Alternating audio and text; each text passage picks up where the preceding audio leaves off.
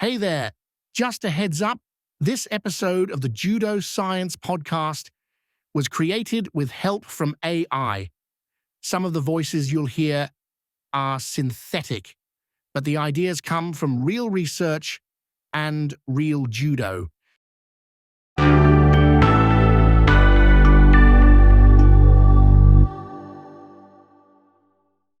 What if the path to a calmer mind, a stronger sense of self, isn't really found in quiet meditation?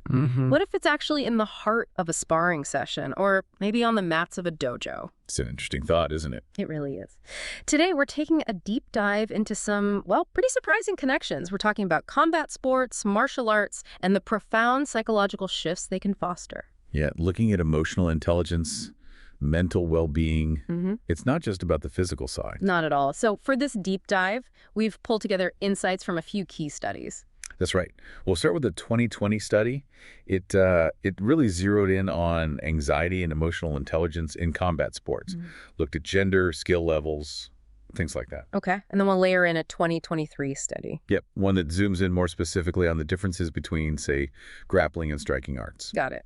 And to round it all out, a very recent one, actually, from 2024. This one looked at personality traits, anxiety, depression among martial artists over in Italy. Okay, so our mission today really is for you listening. We want to unpack what these studies show about how these intense physical practices shape us emotionally, psychologically. Kind of give you a shortcut to understanding some really compelling dynamics. We know you're interested in this stuff. Exactly. So let's start with anxiety. In sports psychology, it's a huge concept, right? Oh, absolutely. Yeah. It's that, sensation of uneasiness, worry, often kind of generalized. But it's known to significantly affect performance. Especially in combat sports. I mean, the pressure in karate, judo. Kendo, jiu-jitsu, taekwondo, wrestling. Yeah. It's inherent. So how do researchers actually measure something like anxiety? It feels so subjective. You can't just ask, are you anxious, and get a reliable number. Right. They need objective tools. They don't just guess. Yeah. For anxiety, they often use something called the Inventory of Situations and Anxiety Response. Yeah. The ISRA. ISRA. So, yeah. And it helps them break down different types of anxiety. Yeah. So you've got cognitive, that's the mental chatter, the worries, motor anxiety, the physical restlessness, fidgeting, maybe shaky hands. Right. And physiological, the body's actual stress response, like heart rate, sweating. Plus, they get a total score. Okay, so it's pretty detailed. Very. And it even helps pinpoint when the anxiety occurs. Like, is it before an evaluation? Is it interpersonal anxiety, dealing with others, phobic anxiety, or just general daily situations? And what about emotional intelligence? You mentioned that too. Yeah, for that, they often use the Trait Meta-Mood Scale, the TMS-24.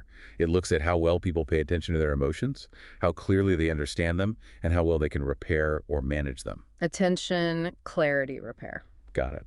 Okay, let's break down what these studies actually found. That 2020 study looking across different combat sports, were there any immediate standouts in anxiety levels? There were, actually. It turns out wrestling and judo athletes showed about 10% more total anxiety compared to the groups in jiu-jitsu, karate, kendo, and taekwondo. 10% more. That's noticeable. It is. It suggests there's something perhaps unique about the demands of wrestling and judo. And you said judo stood out even more within that group. It did seem to. The judo athletes specifically showed higher motor anxiety, those physical jitters we talked about, compared to both karate and jiu-jitsu practitioners. Okay. And they also had higher interpersonal anxiety than the jiu-jitsu and karate groups. Interesting. Interpersonal. Dealing with the opponent, maybe? Could be. And both judo and wrestling showed higher phobic anxiety than jiu-jitsu. What about the flip side? Anyone show lower anxiety? Yes, karate athletes. They actually presented lower levels of cognitive anxiety than kendo athletes and lower total anxiety overall compared to both kendo and wrestling. Okay, so there are definitely differences between the arts. Now, how did this connect to the 2023 study? The one comparing broader styles, grappling versus striking. Right, so grappling like judo, BJJ, wrestling versus striking like boxing, karate, taekwondo. Did we see similar patterns emerge there? We absolutely did. That study found grapplers, generally speaking, showed higher cognitive, motor, and interpersonal anxieties compared to the striking athletes. All three types. Wow. Yeah, and they also had higher anxiety specifically before evaluations and even, interestingly, before habitual daily situations. That difference between grapplers and strikers is pretty stark, especially the interpersonal anxiety. Did the 2023 study suggest why that might be? Yes, and what's fascinating here is that this study really digs into that. It suggests the very nature of grappling, that constant close contact interaction, the gripping, the control. That intense physical chess match? Exactly. It could intensify that feeling of interpersonal pressure and anxiety. Imagine being locked up, constantly reading and reacting to tiny shifts. Yeah, it's incredibly intimate in a combative way. Right. And the study backed this up with data. A regression model they used indicated something like a 30% higher probability of interpersonal anxiety in grappling athletes compared to strikers. 30%, that's significant. It really speaks to the unique psychological load of that continuous physical engagement. Definitely. Okay, so moving on a bit. Both the 2020 and the 2024 studies picked up on a pretty consistent trend regarding gender. Yes, that's another key finding. Female athletes across the board in these studies consistently showed higher anxiety levels than male athletes. How much higher? The 2020 study put it at about 15% more total anxiety for women compared to men. And that difference held true for cognitive, motor, and physiological measures. 15%. But there was a nuance there, wasn't there? Something about emotional attention. It wasn't just higher anxiety across the board. Exactly right. Despite the higher reported anxiety, the 2020 study found that female athletes actually showed about 10% better emotional attention than men. Better attention to their emotions. Yeah. Though it's important to note, both genders were generally classified as having low emotional attention overall. But women scored higher. They also scored higher in emotional clarity, understanding their emotions. So maybe feeling more, but also potentially having a slightly better handle on identifying those feelings. So that could be one interpretation, yeah, or attuned, perhaps. Interesting. Okay, so it's not just the type of sport or gender, competitive level. That must play a huge role, too. What did the 2020 study show there? Oh, a crucial role.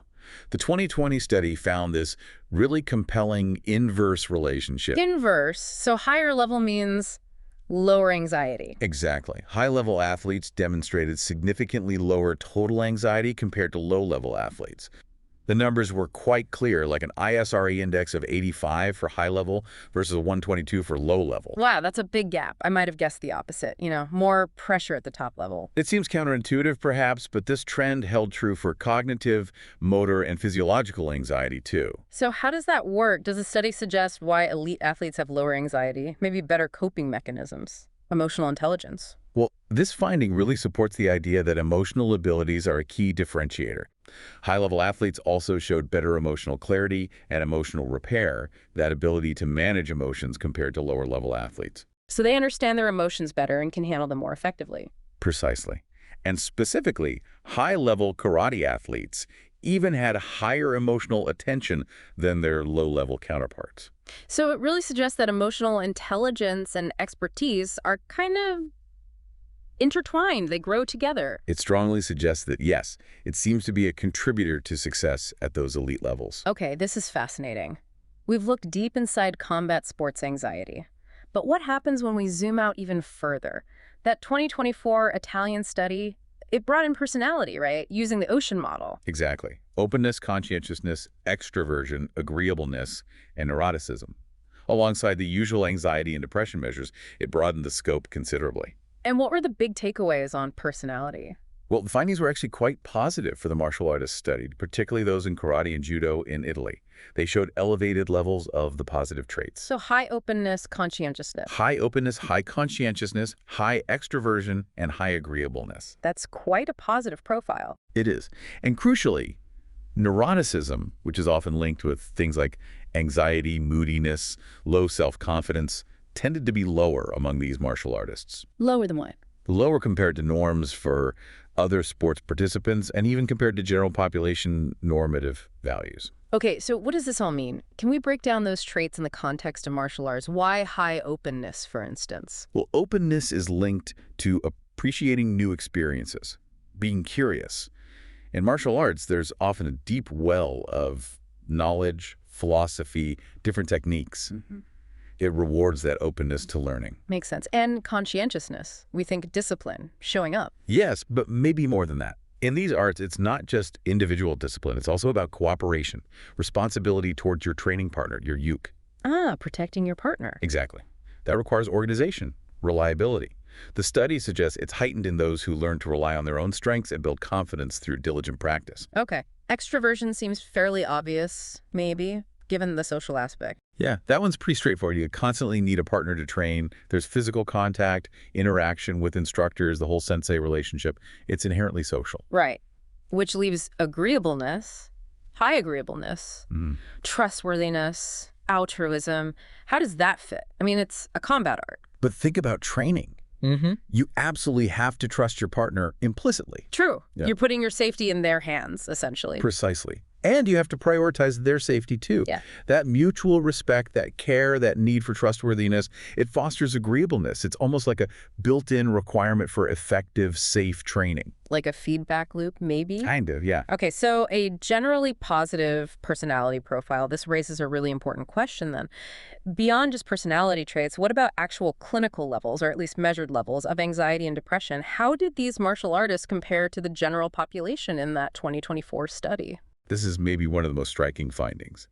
The study found these martial artists had remarkably lower levels of both anxiety and depression compared to the standard Italian norms for their age groups. Lower. How much lower? Significantly. For anxiety, the average score for martial artists was around 5.93, while the norm was 7.9. For depression, it was 3.67 versus a norm of 5.5. And what's considered normal on that scale? On the scale they used, scores from 0 to 7 are generally considered within the normal range. So the martial artists were well within normal and noticeably lower than the average population. That's a really substantial difference. Wow. So why do you think the study suggests martial artists showed such lower scores? What's the secret sauce? Well, the study points to a few potential factors, all rooted in the nature of martial arts itself. Okay. First, there's often a strong emphasis on personal self-growth, on discipline, on mastering oneself, not just techniques. That internal focus. Right. Second, the constant social interaction with training partners. We know social connection is a protective factor against things like depression. The community aspect. Definitely.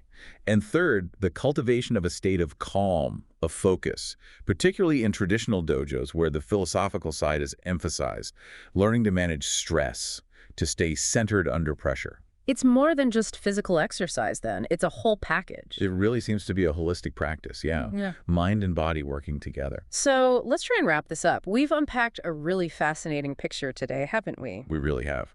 On one hand, we see that grappling sports and also female athletes in general within combat sports might experience higher baseline anxiety in certain situations. Yes, particularly that interpersonal anxiety for grapplers.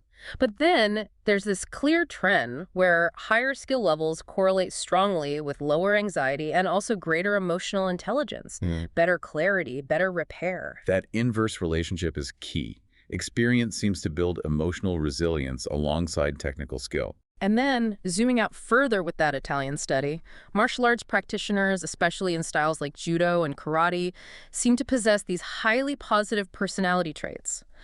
Openness, conscientiousness, extroversion, agreeableness. And lower neuroticism. Right.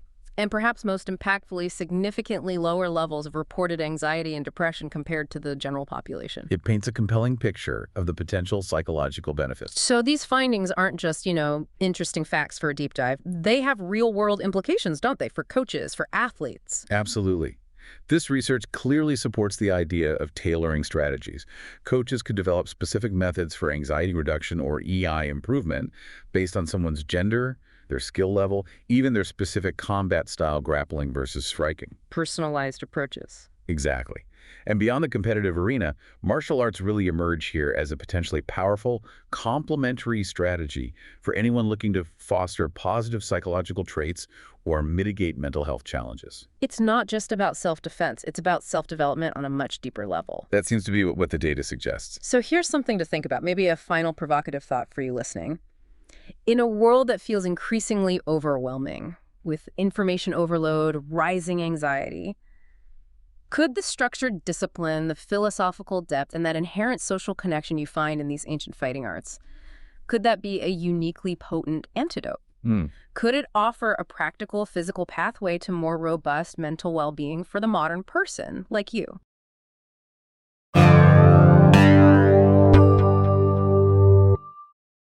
Next time on the Judo Science Podcast, Episode 11, The Role of Psychology in Judo, Mastering the Mental Game.